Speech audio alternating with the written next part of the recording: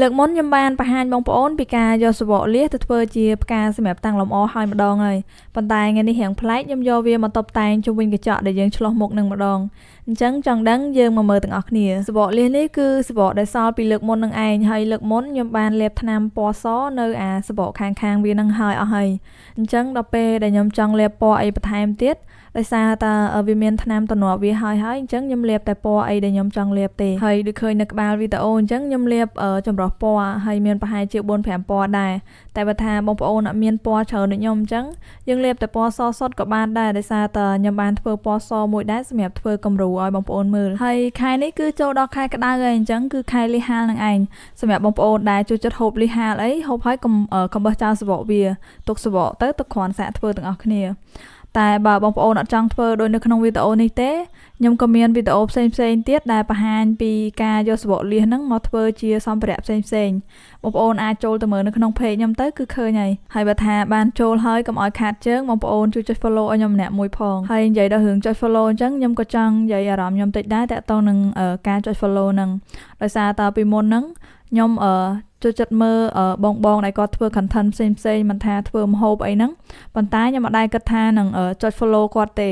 ដល់ពេលមកធ្វើខ្លួនឯងចេះបានយើងយល់អារម្មណ៍ហ្នឹងមិនថាយើងអត់ចង់ចុច follow គាត់ទេប៉ុន្តែដោយសារតែយើងអត់ដែរគិតថាការចុច follow របស់យើងហ្នឹងវាសំខាន់ដល់ពេលអញ្ចឹងទៅខ្ញុំក៏ចេះតែហីទៅហើយជាក់ស្ដែងដូចខ្ញុំធ្វើរាល់ថ្ងៃនេះអញ្ចឹងយើងអត់ទាន់មានទទួលបានអីពីការធ្វើហ្នឹងទេគ្រាន់តែសង្ឃឹមថា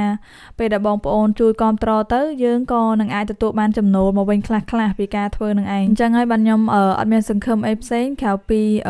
រំពឹងទៅលើការចុច follow របស់បងប្អូនហ្នឹងទេអញ្ចឹងត្រឡប់មកវិញបន្ទាប់ពីខ្ញុំរុំស្គុតกระดาษជុំវិញกระดาษឡើងហើយខ្ញុំក៏លាបថ្នាំតំណពណ៌សវាទៀតបន្ទាប់មកខ្ញុំក៏យកកញ្ចក់មកបិទឲ្យចំกระดาษឡើងហ្នឹងកញ្ចក់នេះយើងចង់ប្រើអាធំជាងហ្នឹងទៀតក៏បានដែរគ្រាន់តែថាខ្ញុំមានតែអាទូចហ្នឹងអញ្ចឹងហើយខ្ញុំក៏យកអាទូចហ្នឹងមកធ្វើ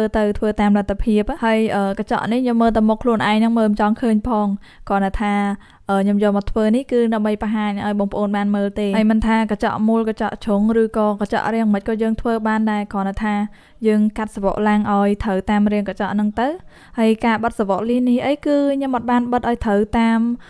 លំដាប់លំដោយពណ៌វាអីទេខ្ញុំបិទតែពេញហ្នឹងឯងហើយបិទហើយក៏វានៅសល់ចន្លោះសបកលៀសហ្នឹងខ្ញុំក៏យកកបម្កាំយកមកបិទនៅតាមចន្លោះហ្នឹងហើយដល់ពេលខ្ញុំធ្វើសបកលៀសចម្រុះពណ៌អញ្ចេះកបម្កាំក៏ខ្ញុំបិទចម្រុះពណ៌ដែរ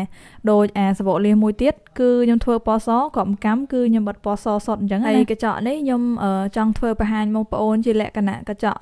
សម្រាប់យើងព្យួរនៅលើអញ្ចាំងចង់មើលក៏បានចង់តាំងក៏បានអញ្ចឹងណាអញ្ចឹងទៅខ្ញុំក៏យកខ្សែមកបិទសម្រាប់ធ្វើ